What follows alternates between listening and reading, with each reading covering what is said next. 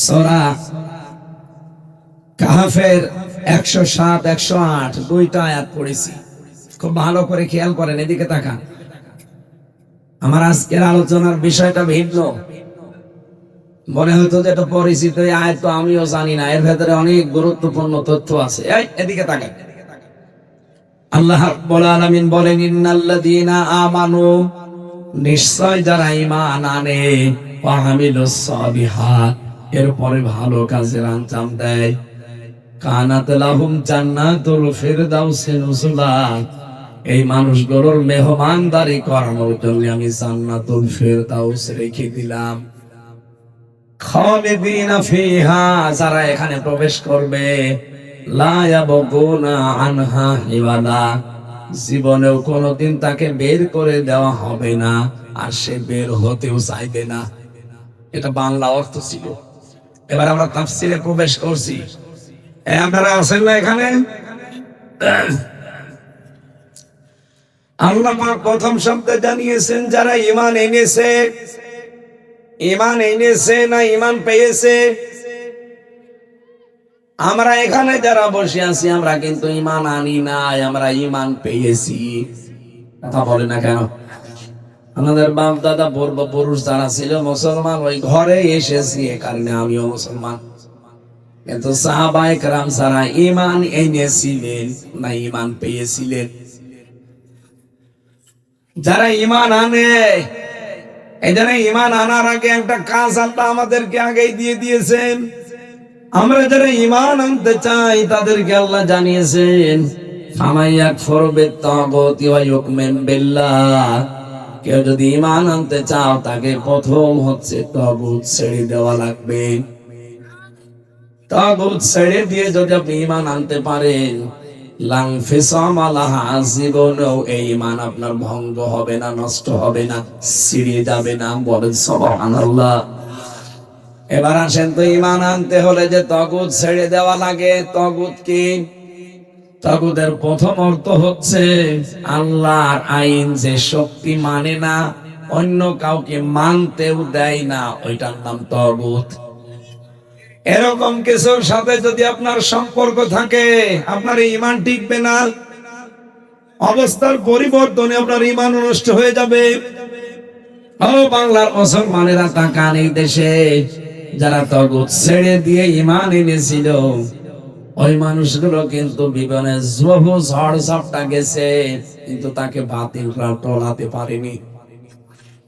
এক চুল তার ঈমান থেকে তাকে নড়াতে পারেনি।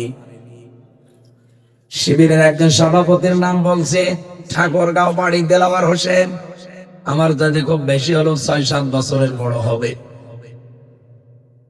এই মানুষটাকে ৫৭ দিন রিমান্ডে নিয়েছিল জালেমরা। তার গরম করে লাল করে ওর লজ্জাস্থানে ঢুকিয়েছে। পুরুষাঙ্গ নষ্ট হয়ে গিয়েছিল, পরবর্তীতে চিকিৎসার মাধ্যমে আবার আল্লাহ ফেরত দিয়ে দিয়েছে। এই মানুষটাকে এত দিন কষ্ট দেওয়ার পরেও জালেমরা তার এক চুলও নড়াতে পারে নাই। আল্লাহ বলেন, ঈমান আনতে চাইলে আগে তাগুত ছেড়ে দিয়ে ঈমানের দাবি করো, তাহলে এটা টিকে থাকবে। বাংলাদেশে বহু মানুষকে আমরা দেখেছি, বহু আলেম পর্যন্ত ঈমানের দাবি করে, কিন্তু তারা ঈমান আনার আগে তাগুত ছাড়ে নাই। এই যে ফরিদউদ্দিন মাসউদ, লোকটা জ্ঞানী মানুষ, ঈমানের দাবি করতো, তাগুত ছেড়ে না দিয়ে আরো তাগুতের সাথে সম্পর্ক রেখে। এই জন্য দেখেন অবস্থা পাল্টিয়েছে, সেও পাল্টিয়ে গেছে। এখন তার বাতি দিয়ে খুঁজেও পাওয়া যাচ্ছে না, টর্চ লাইট মেরেও। এক কথা বলছে না কেন? কিন্তু যারা ঈমান এনেছিল, সেই মানুষগুলো তাগুত ছেড়ে দিয়ে, তারা কিন্তু আর গোপনে নেই। তাকান আপনি, তাদের সব জায়গায় দেখতে পাবেন। এই জন্য আমাদের উচিত হচ্ছে ঈমান আনতে হলে তাগুত ছেড়ে দেওয়া লাগবে না, তাগুতের সাথে মিল করে। এখানে যারা আমরা আছি, আমরা আজকে থেকে সিদ্ধান্ত নেব যে তাগুত আমরা ছেড়ে দিতে চাই, এরপর ঈমানের দাবি করতে চাই। এইরকম ঈমান যদি আনতে পারে, ওয়া আমিলুস সালিহাত, ২ নম্বরে আপনাকে ভালো কাজে আঞ্জাম দেওয়া লাগবে। সালেহ শব্দটা কোরআনে আছে। সালেহ মানে কি? আমরা এখানে যারা আছি অন্তত সবাই এক বাক্যে বলবেন সলেহ মানে নেক কাজ, সলেহ মানে সৎ কাজ না। আধুনিক ব্যাখ্যায় সলেহ মানে যোগ্য। সলেহ মানে কি বলেন বলেন? আপনাকে যোগ্যতা সম্পন্ন মানুষ হওয়া লাগবে। এই বাংলাদেশে অনেক দল কাজ করছে তাদের কর্মীদেরকে যোগ্য করে তোলার জন্য। আপনি কয়েকটা দলের ভেতরে দেখবেন তাদের কর্মসূচি এইটা একেবারে প্রাথমিক জায়গা থেকে আপনারা তুলে যোগ্য করে গড়ে তুলবে। আপনি যে লাইনে যেতে চান ওই লাইনে আপনাকে তৈরি করবে। আপনি যদি চিকিৎসা বিভাগে যেতে চান, ডাক্তার হিসাবে আপনাকে দুর্নীতি মুক্ত এবং যোগ্য ডাক্তার গড়ে তুলবে। এই রাজশাহীর ডাক্তার ফাতেমা সিদ্দিকা কথা বলছেন এখন, ফরিদপুরের ডাক্তার শাহিন জব্বার, খুলনার ডাক্তার মতিয়ার রহমান, এই মানুষগুলোকে গড়ে তোলা হয়েছে শুধুমাত্র দুর্নীতি মুক্ত না, এরা যোগ্য। সেই বিভাগে ওরা কাজ করছে, ওই বিভাগটাকে তারা দুর্নীতি মুক্ত এবং যোগ্যতার সাথে চালাচ্ছে। এরকম মানুষ যদি বাংলাদেশে 1628টা আমরা পাই, এই দেশটা আবার দাঁড়িয়ে যাবে ইনশাআল্লাহ। এই 1628টার ভেতরে সবচাইতে গুরুত্বপূর্ণ সামনে আসতেছে 300। কত? 300-র ভেতরে মিজান সাহেব একজন। এই 300-র ভেতরে যদি 151 জন এই কোরআনে কারিম বুকে নিয়ে সামনের সংসদে যেতে পারে, বাংলাদেশে নামাজের ওয়াজ আর করা লাগবে না। পরের দিন দেখবেন এই দেশে নামাজ আর রাষ্ট্রীয় ভাবে কায়েম হয়ে গেছে।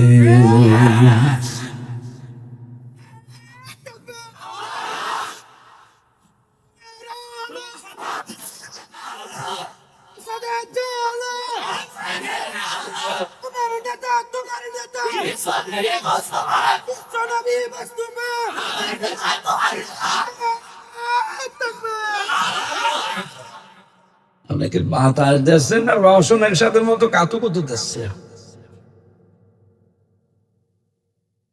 এই জায়গায়। আমার মনে হয় রওশনের সাথে লাগিয়ে দিলে ও আরো জোরে দিতে পারে।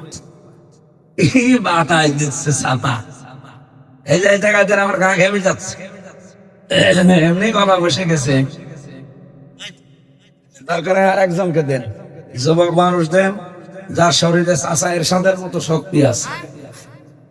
চাচা এরশাদ কে বলেছিল মরণের আগে দেখেছে 80-র উপরে বয়স, বলছে আমার যৌবন এখনো অটুট। তার মানে আমাদের চাষি আরো বাড়তো যদি বেশি থাকতো। চাষির আমাদের অভাব ছিল দেশে। আমার ভাইরা, এই জন্য আমরা যোগ্যতা সম্পন্ন মানুষ চাই সামনে। শুধু সৎ হলে হবে না, যোগ্য হওয়া লাগবে। সৎ তো আমরা বাইরে থেকে অনেককেই মনে করতাম, এই যে দরবেশ, কি বড় বড় দাড়ি, মাথার চুল থেকে টুপি থেকে একেবারে পা পর্যন্ত, স্যান্ডেল পর্যন্ত সাদা, ভেতরে পোড়াটা কালো। এক উপস্থাপিকা অন্যের এক ব্যবসায়ীর বউকে নিয়ে আল্লাহর রাস্তায় ঘর সংসার করছে। আর একটা স্বামী যদি তার বউকে তালাক না দেয়, তাম দুনিয়া একদিকে হলেও আপনি তাকে বিয়ে করতে পারবেন। অথচ সেই মহিলাকে নিয়ে তার স্বামীটা এখন মুখ খোলে যে আমার বউটাও কেড়ে নিল দরবেশ। একে দরবেশ না ধরবেশ? ধরবেশ। এটা বুজুর্গ বলা যাবে না, এটা বেজির গুণ। কি কথা বলে না কেন? এই জন্য আমরা শুধু বুজুর্গ সৎ মানুষ দেখতে চাই না, চাই সে লোকটা যেন যোগ্য হয়। এই যে বললাম 300 এমপির ভেতরে যদি 151 জন তৈরি হয়, এরা যদি কোরআন বুকে নিয়ে যেতে পারে, একবার শুধু বলবে মাননীয় স্পিকার আমরা নামাজের বিল চাই। কারা কারা রাজি আছেন হাত তোলেন। এই আপনাদের দরকার, আপনার হাতে কোনো কাজ আছে? হাত দরকার মিজান সাহেব। এরকম ডক্টর মিজানের মতো 151 জন যদি বলে মাননীয় স্পিকার আমরা নামাজের বিল চাই, উনি তার পরের দিন কায়েম করে দেবে। যে দেশে নামাজের ওয়াজ আর করা লাগবে। আপনি ভোট দিয়েছিলেন মাত্র ওনারে একটা, 18 কোটি মানুষ নামাজ পড়লে যে সওয়াব হয়, প্রতিদিন ওই সওয়াব আপনার আমল নামায় লেখা হবে।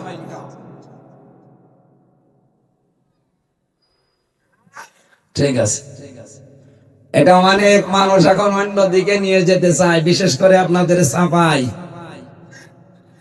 উনি এখন বলতে চায় এটা নাকি ধর্ম ব্যবসা, এটা নাকি তাফসির হয় না। তাফসির করার জন্য কি আপনার কাছে তাফসির শেখা লাগবে? আমি কোরআনের উপরে অনার্স মাস্টার্স করেছি বিশ্ববিদ্যালয় থেকে।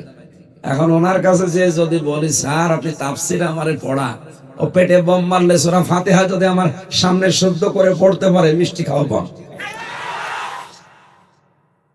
আমি আসার সময় কুষ্টিয়া ভার্সিটিতে গিয়েছিলাম, যাওয়ার সময় ছাত্রদের জন্য মিষ্টি নিয়েছিলাম, কিন্তু নিতে আমার মনে ছিল না, গাড়িতেই ছিল। পরে যাওয়ার পরে ড্রাইভারকে বললাম এটা পাঠান, আমি তো একেবারে খালি হাতে চলে এসেছি। তা আমার মাঝে মাঝে মনে হচ্ছিল ওই মিষ্টিটা হারুন সাহেবকে খাওয়ানো। সূরা ফাতিহাটা আমার সামনে পড়ে আর কোরআন মানে কি এই শব্দের অর্থ বলে, আপনাকে আমি মিষ্টি খাওয়াবো। যাদের কোরআনের উপরে পাণ্ডিত্য নেই, জ্ঞান নেই, এর উপরে স্টাডি নেই, এই মানুষগুলোই দেখবেন বলে যে কোরআনের সাথে রাজনীতির সম্পর্ক। অথচ আমার এই ছোট মাথার ভেতরে কোরআনের রাজনীতি করা লাগবে এরকম 928 জায়গায় আয়াত আছে। যারা বড় বড় মাথা এরকম মিজান সাহেবের মতো তো আরো বেশি পাবে, কিন্তু ওনার মাথা বড়, কিন্তু মাথার ভেতরে এই জ্ঞান নেই। এই জন্য তারা কোরআনের কথা শুনলে ওদের কাছে রাজনীতি মনে হয়।